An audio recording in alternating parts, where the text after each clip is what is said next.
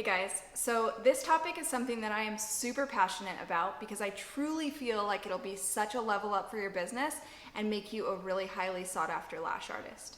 I'm going to share with you a personal experience of mine, and throughout that story I'll be giving you my best tips of how you can be on brand and give your customers a thorough branding experience. So once upon a time, I moved to a new state, didn't know anybody, didn't have my usual beauty providers, didn't know where to get my nails done, hair done, and I was on the hunt for a spray tan. And in my search, I was going on Google and Yelp and all of the pages, and I was not coming up with anything that was really impressive or selling me on their service very well. And what I was seeing were these lackluster platforms where it didn't seem like there was a lot of effort put into the page. Maybe there wasn't a lot of portfolio pics, so I wasn't sure what the kind of result I was going to get.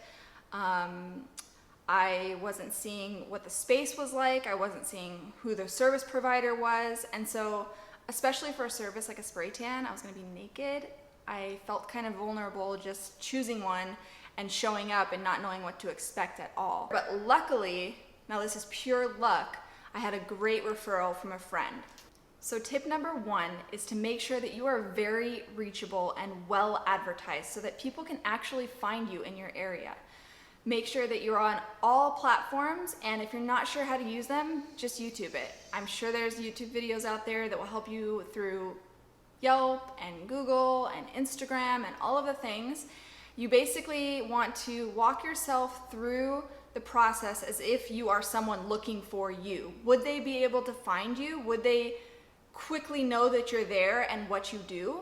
And so I think it's very important also to make sure that your location is in your Instagram bio. So speaking of Instagram, here's a bonus tip. Always keep your Instagram story active. Every time I'm seeking out a new service provider, I always go to their Instagram, and it's such a plus if I can see their story, because that is the real behind the scenes and the real life action of what they're doing, what they're about, whatever it is. You just want to make sure that the content on your Instagram story is something you want a potential customer to see if they happen to land on your page that day. And remember, you want them to know what their experience would be like if they booked with you. So maybe you're going to include your space, yourself, or some portfolio pictures so that they really are enticed to hit that call to action and book their appointment with you. Okay, so back to my story. I went to this girl for my spray tan, and remember, she was just a referral, so it was pure luck that I ended up going to her and booking with her. I still had no idea what to expect though, because the platform wasn't there and it wasn't impressive. So anyways, I show up, and her place is amazing. It's styled so well, it's really clean, and it's super comfortable. All of the things that you would hope your spray tan or your lash or your hair or your nail girl space would look like. And so my tip number two would be to make sure that your space is somewhere that your clients can't wait to come back to. And my bonus tip with this would be to make an Instagrammable moment within your studio. And so your clients are going to feel inclined to take a picture in front of it or take a picture of it and share it on social media.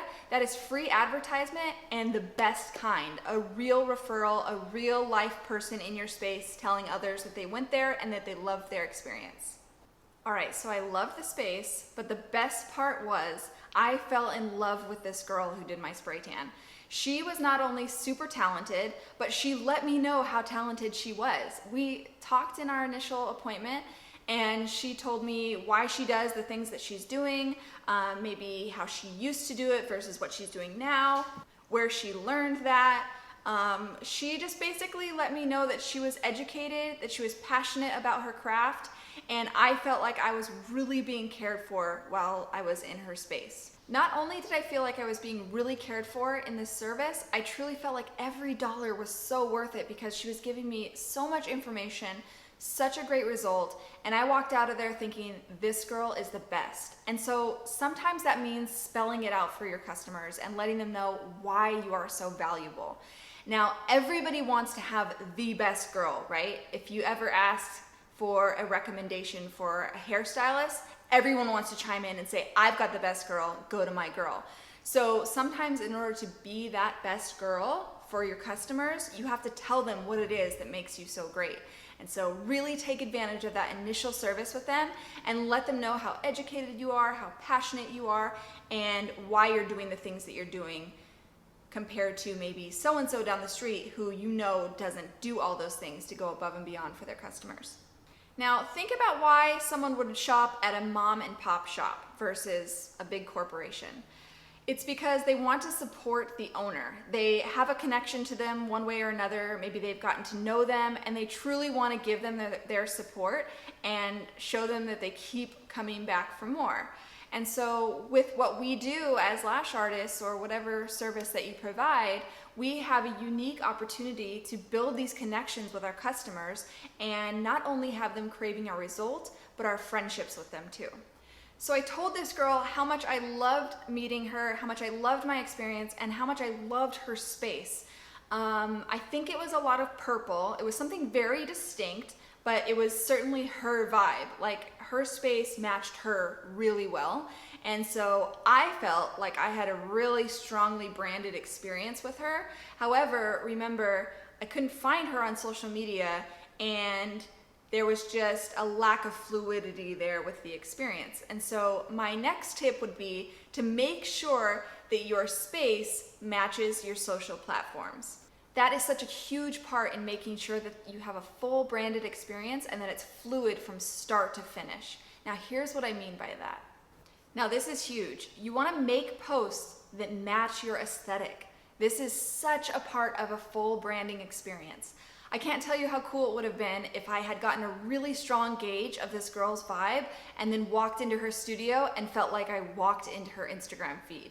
And so think about big brands, right? Like, let's say McDonald's. When you see an ad for McDonald's, you can basically feel and smell and imagine what it would be like to be inside of a McDonald's. Now, that is a really strong branding experience. If we're talking Instagram feed aesthetic, it's important to have filler content that makes your grid look good. So like for us at J Brand Beauty, we might have a palm leaf because that's our vibe, and we want someone who lands on our page to see that we're in Hawaii, we're that casual, cool style, whatever. But more importantly, you want to make sure that you post pictures of your actual space on your Instagram, on your Yelp, on your website, on Google, everything, so that when someone lands on your page, they can see where they would be if they booked an appointment with you. I feel like that's really an important factor, especially, like I said, in an intimate setting, to know, hey, if I book with this girl, I'll literally be laying on that bed and it looks really clean and it looks comfortable and it looks cute, and so now I already feel way more inclined to book a service with her. So you'll want to make posts about your service. You basically want to tell them the things that you would tell them if they booked with you, because if they haven't booked with you yet, your social media platform acts as a selling point for you. So in those posts, you're gonna wanna make sure you tell them about your service, why you do maybe this versus that, your education, the products that you use. Basically, when someone lands on your Instagram, they should feel like they struck gold in finding you as a service provider. Okay, this is really important in making sure that your customer experience matches your social platforms.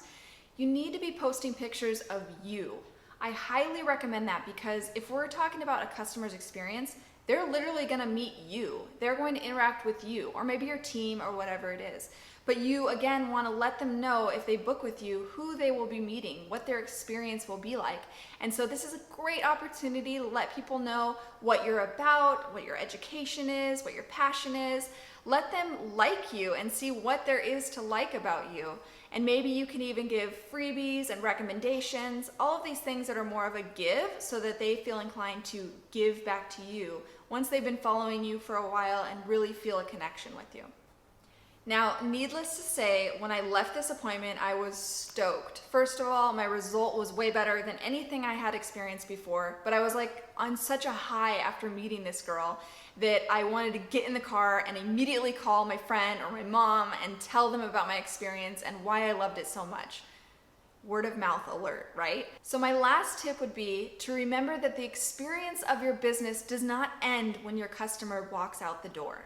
It's in the way that they feel when they leave your service. It's in the way that they talk about you to their friends. It's in the way that maybe they receive a text or a phone call or an email follow-up in the next few days asking how their result is. Do they have any questions or concerns, or letting them know how much you loved meeting them? It's in the referral card that maybe you've given them that they're excited to work towards that free service with. Or maybe it's in that care package that you gave them that every time they see it in their bathroom, they think of you.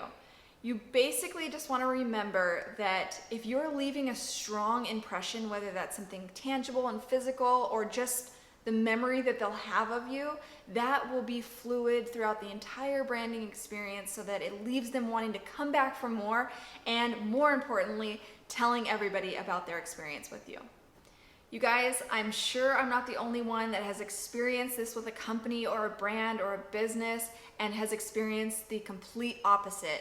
It is seriously key to be on brand and have a full branding experience from start to finish if you are going to have a successful business, be highly sought after, and also to have amazing client retention.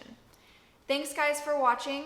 Please leave me a comment. Let me know what you think. Definitely share if you have something to add to this. I know a lot of lash artists are going to be following this, and we can all learn from each other. So thanks again for watching. Subscribe to our channel, and I'll see you in the next video.